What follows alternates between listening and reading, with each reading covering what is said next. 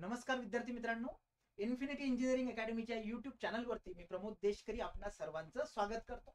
Update आतापर्यंत तुमच्याकडे पोहोचलेलीच आहे. तरी पण ह्या निर्णयामुळे ज्या विद्यार्थ्यांनी आता प्रिपरेशन केलं होतं तर त्यांनी आता नेक्स्ट स्टेज काय करायला पाहिजे, कशा पद्धतीने हा वेळ जो आहे हा उपयोगी आणायला पाहिजे याबद्दल थोडक्यात बोलणार आहे. आणि नक्कीच विद्यार्थी मित्रांनो, फक्त आणि फक्त तुमच्यामुळे हे शक्य झालेलं आहे.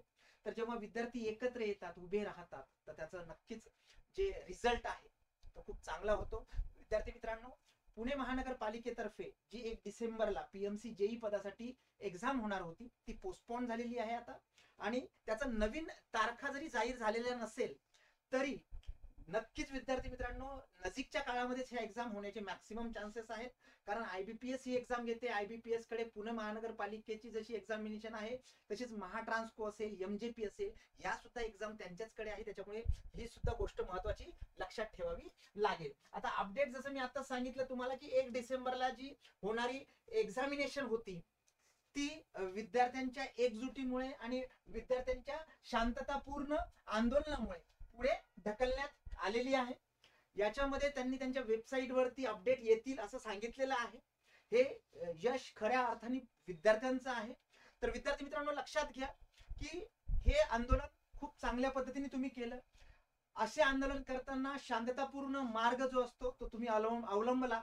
त्याच्यामुळे नक्कीच तुमचं करावं तेवढं कौतुक कमी आहे. विद्यार्थी मित्रांनो, अभ्यास सोडून आपल्याला ह्या पद्धतीने तुम्हाला हे काम करावं लागलं. तर विद्यार्थी मित्रांनो, लक्षात ठेवा की याच्यामध्ये जी एक्झाम पोस्टपोन झाली होती किंवा पोस्टपोन करण्यात आली तर त्याच्या मागचं कारण विद्यार्थ्यांच्या ज्या मागण्या होत्या, तर नक्कीच 900 रुपये असेल, 1000 रुपये असेल, एवढी एक्झाम फॉर्म फी आपण प्रत्येक एक्झामिनेशनला वेगवेगळी भरत आलेलो आहे आतापर्यंत.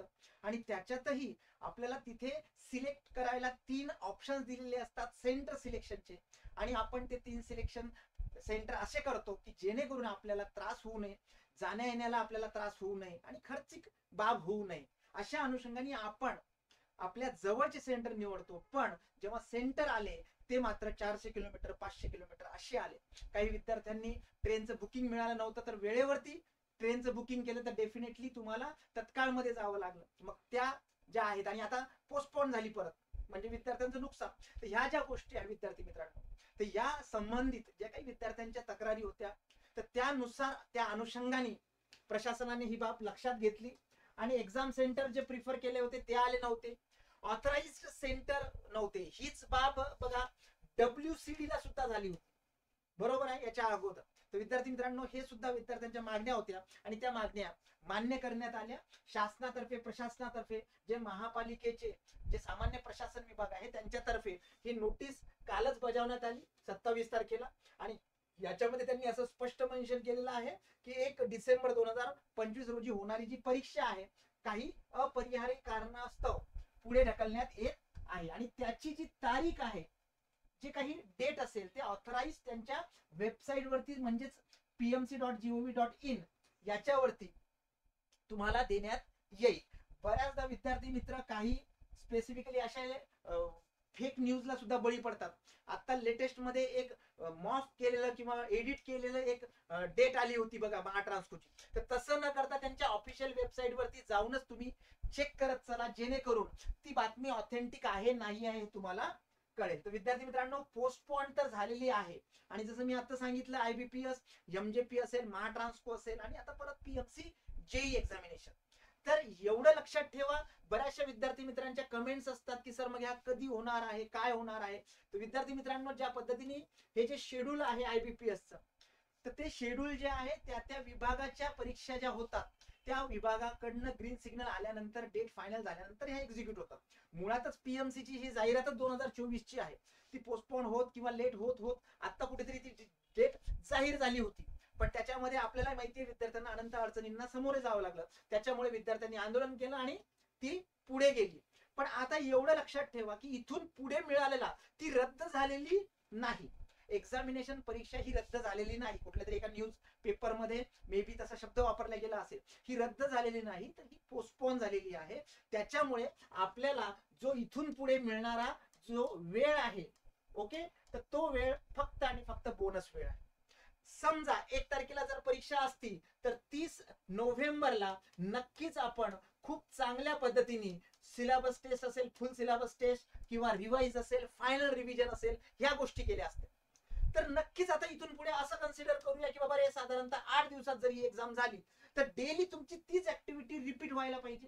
त्याच्यावरती तुम्हाला फोकस करायला पाहिजे. ज्या चुका होतील त्याच्यामध्ये रेक्टिफाय करून त्याला सुधारायला पाहिजे तुम्हाला. तर आलेला वेळ हा बोनस वेळ आहे. ऍडिशनल वेळेचा सदुपयोग करून घ्या आणि जेवढं जास्तीत जास्त तुम्हाला रिव्हिजन करता येईल, test paper, quality test paper सोडवता येईल, तेवढा तुम्हाला याच्यामध्ये फायदा होईल. कारण नक्कीच कालच्या दिवसामध्ये तुमच्या आंदोलनाला यश आलं आणि त्याच्यामुळे आनंदित झालाच आहात तुम्ही. पण बऱ्याचदा काय होतं की आपण त्याच आनंदात एक दोन दिवस वाया घालवतो. तसं करू नका. जसं मी आता सांगितलं, परीक्षा पुढे ढकललेली आहे, रद्द झालेली नाही. त्याच्यामुळे आपल्याकडे एक्स्ट्रा टाइम आलेला आहे. त्याच्यामध्ये डेफिनेटली डेली जे परीक्षेच्या अगोदरच्या 2-3 दिवस मी ज्या पद्धतीने परीक्षेची तयारी करतो कुठल्याही एक्झामच्या अगोदर, तशीच परीक्षेची तयारी तुमच्या इथून पुढे प्रत्येक दिवशी झाली पाहिजे त्या परीक्षेची. त्याच्यामुळे नक्कीच तुम्हाला हा वेळ दुप्पट मेहनतीने यूज करून तुम्हाला वापरावा लागेल आणि सिलेक्शन हे एकमेव गोल आपलं असलं पाहिजे. विद्यार्थ्यांच्या भावना नक्कीच आम्ही जाणतो. विद्यार्थी मित्रांना असंही वाटलं काल की आपल्याला स्पेसिफिकली इन्स्टिट्यूट कडनं काही मदत मिळाली पाहिजे. विद्यार्थी मित्रांनो, नक्कीच सगळ्या गोष्टी तुमच्या मान्य आहे. ओके, तर काही कारणामुळे आम्ही येऊ शकलो नाही, पण हा जो विजय आहे हा तुमचाच विजय आहे. आणि इथून पुढे तुमचं काम काय आहे तर आपल्याला सिलेक्शन कसं घेता येईल. ओके, तर विद्यार्थी मित्रांनो, सगळ्यात महत्वाचं की आता जी एक्झामिनेशनला वेळ आहे त्याचा सदुपयोग करून एक पद तुम्हाला मिळालं पाहिजे हीच अपेक्षा. धन्यवाद.